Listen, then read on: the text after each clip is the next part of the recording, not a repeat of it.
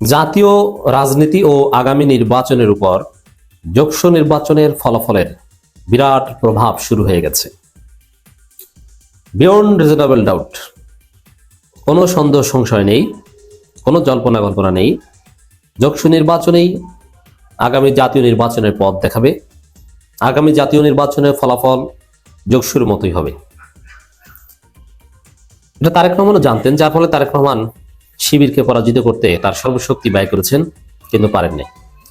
শুধু কি তারেক রহমানের সর্বশক্তি ব্যয় করেছেন? না, দেখেন কয়েকটা বিষয় স্পষ্ট। খালেদা জিয়ার যে নজিরবিহীন জানাজা, এই জানাজা বিএনপিকে কোনো পলিটিক্যাল অ্যাডভান্টেজ দেয়। It's sympathy to Begum Khaleda Zia herself, but not any political support towards BNP.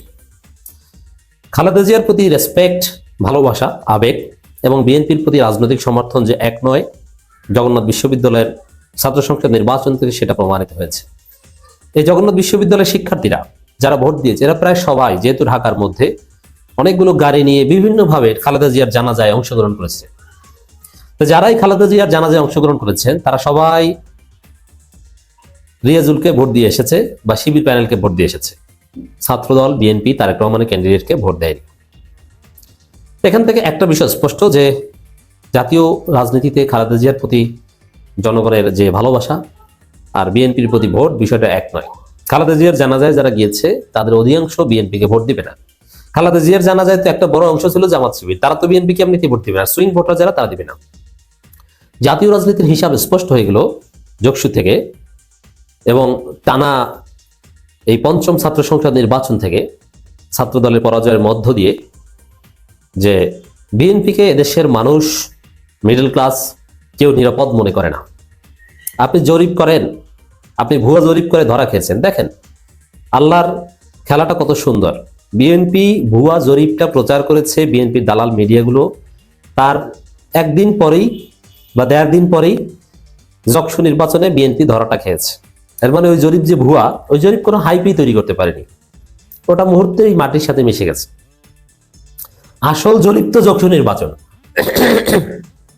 এই জগন্নাথ বিশ্ববিদ্যালয়ের নির্বাচনে একটা জরিপের জন্য যত ডাইভার্সিফাইড স্যাম্পলিং দরকার সব আছে।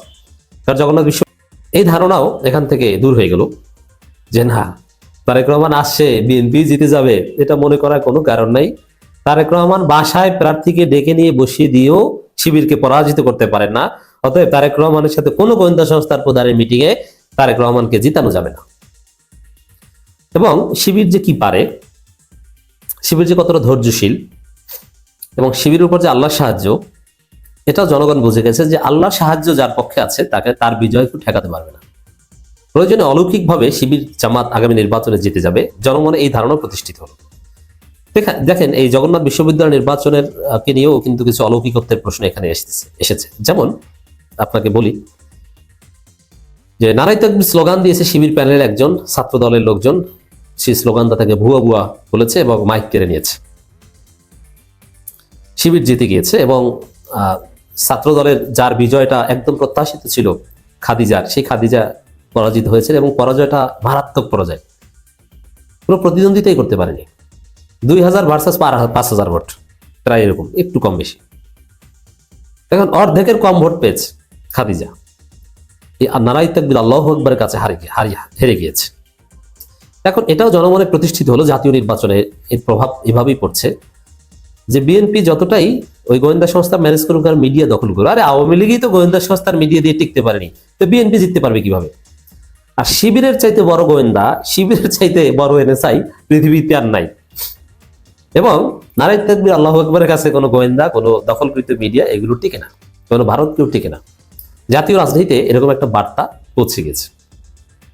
এবং ওই যে জরিপের খেলা চলবে না, বিএনপির হাতে আরো কিছু জরিপ আছে, ভুয়া বংসাং জরিপ দিয়ে বুঝাবে যে না বিএনপি ক্ষমতা আসবে, ওটা না হয়ে গেল। এখন বিএনপির লোকজন বলে যে এর প্রভাব পড়বে না।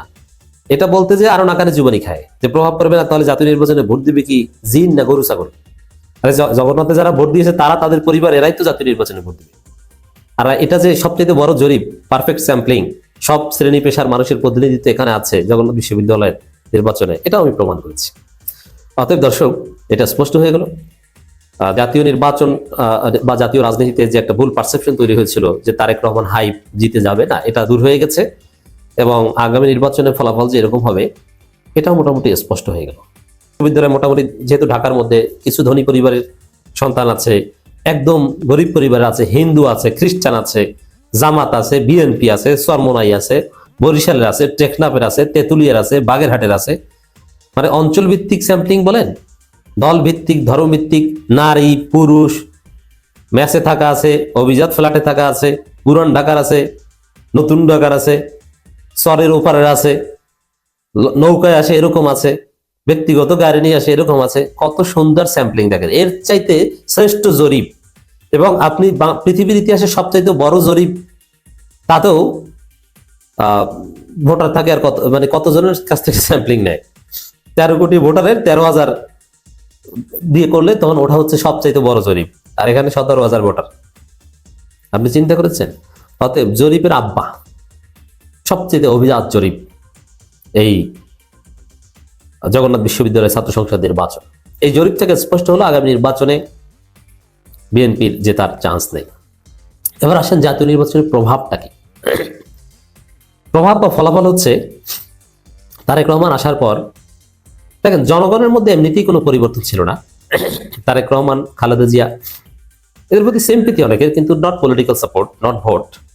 তবে মিডিয়া, প্রশাসন এরা ভেবেছিল যে তারেক রহমান আসার পরে সবকিছু তারেকময়, জনগণও মনে হয় তারেকময়, যে তারেককে জিতিয়ে দিয়ে যাবে, তারপরে আমরা প্রশাসনে যারা দুর্নীতি করি আমাদের দুর্নীতির বন্দোবস্ত থাকবে, আর ইন্ডিয়ান এস্টাবলিশমেন্ট বা ইন্ডিয়া দ্বারা যারা আছে তারা বিএনপির কাঁধে ভর করে, যেহেতু তারেক রহমানের সাথে ভারতের চুক্তি হয়ে গেছে আমরা টিকতে পারবো।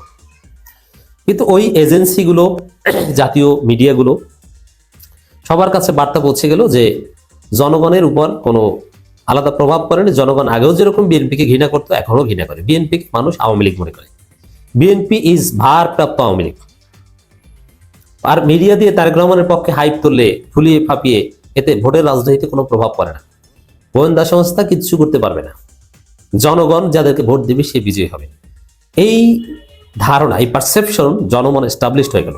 মানুষ মনে করেছিল, কিছু মানুষ হতাশ হয়েছিল, আমাদেরকে বলেছিল যে ভাই মানুষ ভোট দিবে জামাতকে কিন্তু জিতে যাবে বিএনপি। আবার কেউ কেউ বলতো যে ভোট যাকেই দিবে বিএনপি জিতবে।